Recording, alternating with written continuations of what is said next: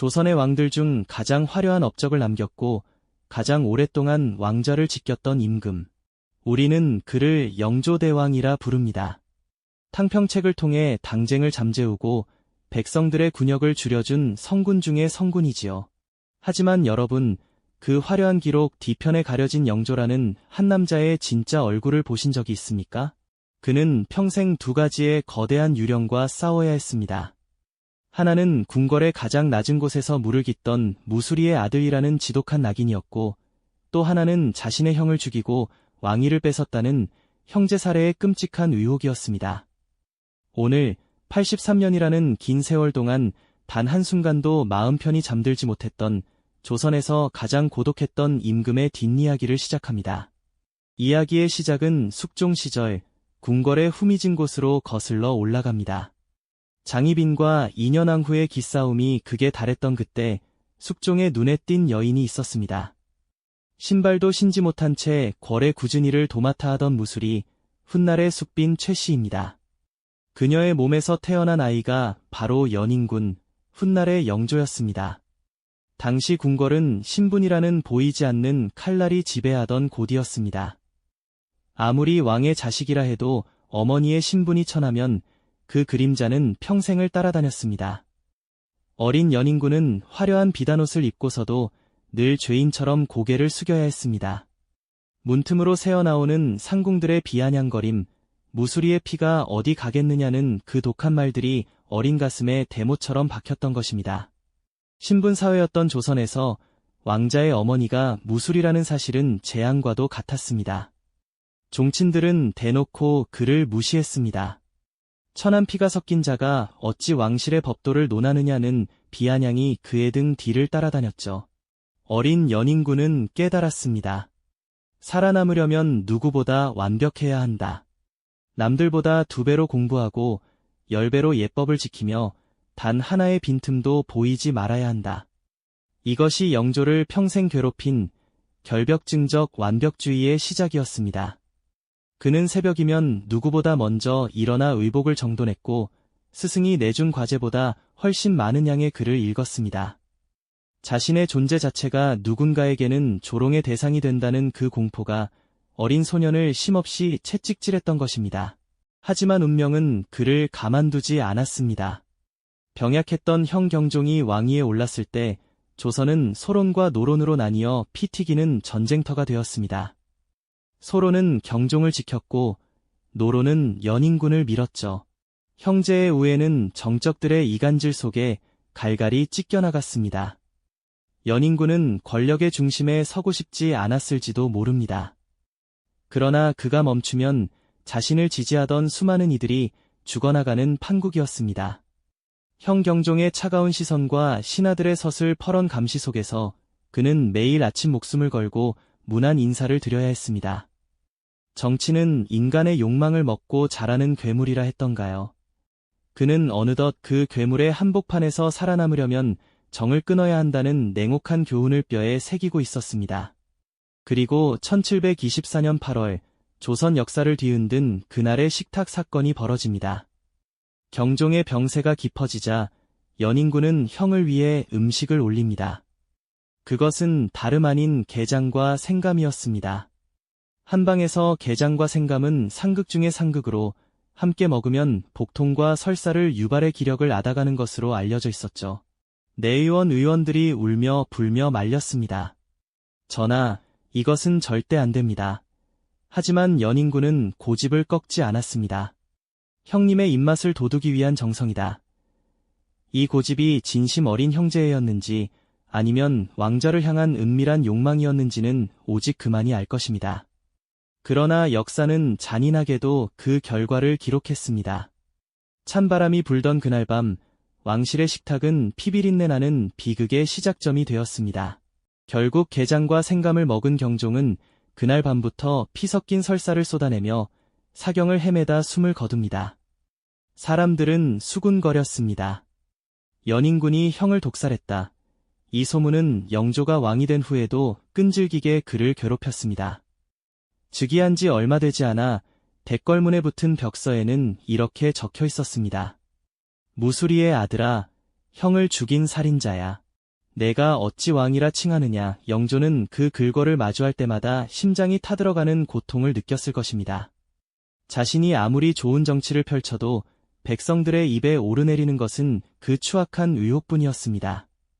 명예를 목숨보다 소중히 여겼던 그에게 형을 죽인 임금이라는 꼬리표는 평생을 지고 가야 할 형벌이었으며 이는 곧 그를 더욱 서늘한 결벽으로 몰아넣는 불씨가 되었습니다. 영조는 그 벽설을 보고 신하들 앞에서 어린아이처럼 엉엉 울었습니다. 곤룡포 소매가 다 젖도록 눈물을 흘리며 나는 결백하다고 외쳤지만 가슴속 응어리는 사라지지 않았습니다. 이 지독한 자격지심은 영조를 더욱 가혹한 군주로 만들었습니다. 그는 자신을 향한 비난을 잠재우기 위해 스스로를 채찍질했습니다.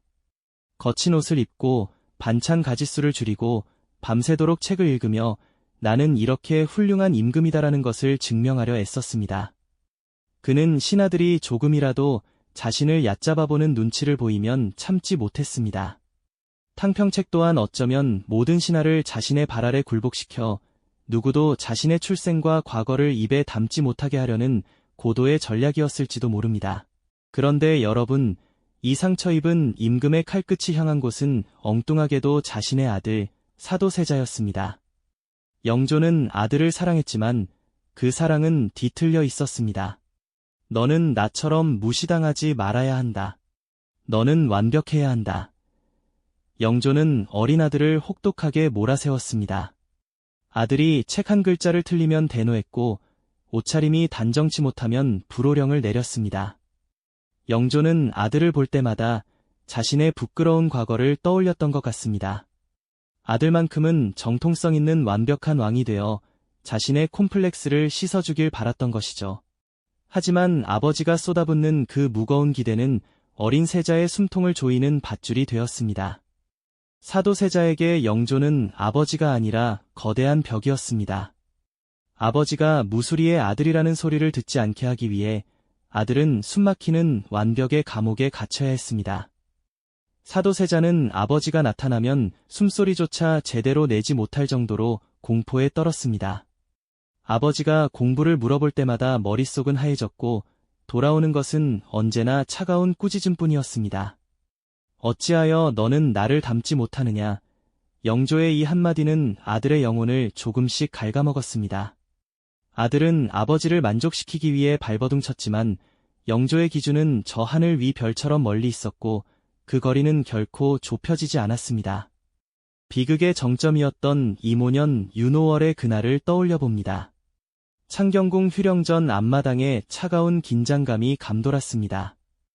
영조는 서슬퍼런 칼을 바닥에 내리치며 아들에게 명령했습니다. 자결하라. 내가 죽어야 나라가 살고 내가 산다. 사도는 땅바닥에 머리를 찌으며 울부짖었습니다. 아바님, 아바님, 살려주소서. 제가 잘못했습니다. 제발 한 번만 용서해 주소서. 아들의 이마에서 붉은 피가 터져나와 흙바닥을 적셨지만 영조의 눈빛은 흔들리지 않았습니다. 오히려 그 피를 보며 영조는 소리쳤습니다. 내가 감히 나를 이렇게 비참하게 만드느냐. 내 존재 자체가 나의 치욕이다. 아들을 향한 미움이 아니라 사실은 아들에게서 자신의 약점을 발견한 공포가 그를 광기로 몰아넣고 있었던 것입니다. 결국 영조는 커다란 뒤줄을 가져오라 명합니다. 사도는 그 어두운 나무 괴짝 앞에서 마지막으로 아버지의 옷소매를 붙잡았습니다. 아버지, 저를 죽이시려거든 차라리 칼로 치소서. 어찌 이 좁은 곳에 가두려 하십니까? 영조는 아들의 손을 차갑게 뿌리쳤습니다. 이것은 처벌이 아니라 보존이다. 왕실의 명예를 보존하기 위해 너는 사라져야 한다. 사도는 뒤주 속에 몸을 구겨 넣으며 흐느꼈습니다. 아버지, 무섭습니다. 너무 어둡습니다. 영조는 직접 뒤주의 뚜껑을 닫고 자물쇠를 채웠습니다. 그리고는 그 위에 밧줄을 칭칭 감으며 혼잣말을 내뱉었습니다. 이제야 조선이 평온해지겠구나. 하지만 그 목소리는 가늘게 떨리고 있었습니다. 8일 동안 뒤주 속에서 들려오던 아들의 비명은 점차 신음으로 그리고 마침내 정적으로 변해갔습니다. 영조는 그 기간 동안 디주에서 멀지 않은 곳에서 평소와 다름없이 정사를 돌봤습니다. 신하들이 아들을 살려달라 청할 때마다 그는 더 무섭게 화를 냈습니다. 너희가 내 아들의 잘못을 아느냐? 저 아이는 조선의 해악이다. 하지만 밤이 되면 영조는 홀로 술잔을 기울이며 디주가 있는 방향을 멍하니 바라보았습니다. 아들이 굶주림과 갈증에 신음하며 나무벽을 손톱으로 긁는 소리가 환청처럼 들려올 때마다 영조는 귀를 막으며 소리쳤습니다. 아니다. 나는 틀리지 않았다. 나는 임금이다. 그것은 아들을 죽이는 소리가 아니라 자신의 인간성을 말살하는 소리였습니다. 마침내 디주가 열리고 아들의 싸늘한 시신이 모습을 드러냈을 때 영조는 승리한 장수처럼 당당하게 걸어갔습니다. 하지만 아들의 굽어지고 마른 손마디를 본 순간 영조의 단단했던 성벽이 무너져 내렸습니다. 그는 시신 앞에서 통곡하며 생각할 사, 슬퍼할 도라는 시호를 내립니다. 내가 너를 죽인 것이 아니라 하늘이 너를 데려간 것이다. 영조는 끝까지 자기 합리화를 멈추지 않았지만 그날 이후 영조의 눈에는 생기가 사라졌습니다. 그는 아들의 죽음을 사도라 명명함으로써 자신의 죄책감을 역사 속에 봉인하려 했습니다. 그러나 봉인된 것은 죄책감이 아니라 한 아버지의 마지막 심장이었습니다. 영조는 그 후로도 오랫동안 왕좌를 지켰습니다. 손자인 정조를 보며 사도에게 못다 한 사랑을 주려 애썼지요. 정조에게 글을 가르치고 정치를 가르치며 그는 문득문득 아들의 얼굴을 보았을 것입니다. 궐안의 연못가에서 혹은 자신이 아들을 가두었던 그 마당에서 그는 혼자만의 대화를 나누었을지도 모릅니다. 내가 왜 그랬을까? 조금만 더 따뜻하게 안아줄 걸. 하지만 흐르는 시간은 결코 뒤로 가지 않습니다. 영조는 자신의 실책을 덮기 위해 더욱 정사에 매진했습니다. 백성들을 위한 정책들을 쏟아내며 자신의 죄책감을 씻으려 했던 것이죠. 영조는 조선 왕들 중 가장 장수했습니다. 83세까지 살며 수많은 업적을 쌓았죠. 하지만 임종 직전의 영조는 이엄 있는 임금이 아니었습니다. 그는 여전히 궐박 무수리의 아들이었던 어린 시절의 자신과 게장을 올렸던 그 밤의 기억 속에 갇힌 노인이었습니다. 그는 죽음을 앞두고 평생을 아껴 마시던 차 한 잔도 마다하며 고요히 누워 있었습니다. 화려한 경복궁과 창덕궁의 담장도 그의 고독을 막아주지는 못했습니다. 그는 한평생을 누군가에게 증명하기 위해 살았습니다. 신하들에게, 백성들에게, 그리고 하늘에 계신 선왕들에게 자신이 자격 있는 왕임을 보여주려 온 힘을 다했습니다. 그는 평생 한 번도 마음 편히 웃어본 적이 없다고 했습니다. 남들의 눈에는 화려한 용상의 주인 부귀영화였지만 그에게 왕관은 무거운 족쇄였습니다. 죽음을 앞둔 순간 그는 어쩌면 자신을 멸시했던 종친들도 자신을 의심했던 백성들도 아닌 아들 사도세자와 형 경종에게 못다 한 사죄를 하고 싶었을지도 모릅니다. 침전의 촛불이 가물거릴 때 늙은 왕은 무슨 꿈을 꾸었을까요? 아마도 모든 껍데기를 벗어던지고 그저 한 인간으로 돌아가 미워했던 이들을 용서하고 자신도 용서받는 꿈을 꾸었을 것입니다. 인생의 황혼기에 접어든 우리에게 영조의 이야기는 남의 일이 아닙니다. 우리도 한때는 누군가에게 인정받기 위해 혹은 우리를 짓누르는 가난과 열등감에서 벗어나기 위해 영조처럼 치열하게 살지 않았습니까? 자식들에게 공부해라, 성공해라 다그쳤던 그 말들이 사실은 내가 겪었던 서러움을 내 자식만큼은 겪지 않게 하려는 처절한 사랑이었음을 우리는 압니다. 하지만 그 과정에서 우리도 모르게 아이들의 가슴에 영조와 같은 생채기를 냈을지도 모릅니다. 영조가 디주 앞에서 흘린 눈물은 어쩌면 우리 모두가 가슴속에 품고 있는 미안함의 다른 이름일지도 모릅니다. 영조가 그토록 지키려 했던 것은 무엇이었을까요? 왕이었을까요? 아니면 자신의 자존심이었을까요? 긴 세월이 흘러 역사가 그를 평가할 때 우리는 그를 위대한 왕으로 기억하지만 동시에 불행한 아버지로 기억합니다. 인생에서 가장 중요한 것은 무엇을 이루었느냐가 아니라 누구와 어떤 마음을 나누었느냐는 것임을 영조의 삶은 역설적으로 보여줍니다. 그는 조선에서 가장 높은 곳에 앉아 있었지만 가장 낮은 곳에 있는 사람보다 불행했습니다. 진정한 권위는 완벽함에서 나오는 것이 아니라 자신의 부족함을 인정하고 타인을 포용하는 넉넉함에서 나온다는 사실을 그는 너무 늦게 깨달았습니다. 시니어 여러분, 우리네 삶도 그렇지 않습니까? 자식에게 엄하게 대했던 이유가 사실은 내가 겪었던 가난과 무시를 내 자식만큼은 겪지 않게 하려는 눈물겨운 진심이었음을요. 하지만 그 진심이 너무 과해 서로에게 씻을 수 없는 상처를 주기도 합니다. 영조의 삶은 우리에게 말해줍니다. 나를 증명하려 애쓰는 삶보다 내 안의 상처를 먼저 어루만지는 것이 진짜 승리라고 말입니다. 이제 우리도 영조가 내려놓지 못했던 그 무거운 짐을 내려놓아야 할 때입니다. 내가 최고가 아니어도 괜찮고 내 자식이 남들보다 조금 뒤처져도 괜찮습니다. 그저 오늘 하루 서로를 바라보며 웃을 수 있다면 그것으로 충분한 것 아닐까요? 역사는 흐르고 인물은 가지만 그들이 남긴 회한과 사랑은 오늘을 사는 우리에게 거울이 됩니다.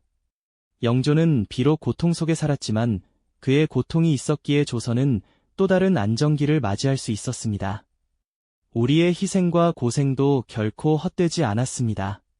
우리가 일궈낸 이 세상이 바로 우리의 훈장입니다. 하지만 이제는 그 훈장을 잠시 내려놓고 내 마음속의 어린 연인군을 그리고 상처 입은 나의 사도를 안아주어야 할 시간입니다. 세월의 주름 속에 새겨진 고통의 흔적들을 이제는 명예로운 무늬로 받아들이시길 바랍니다.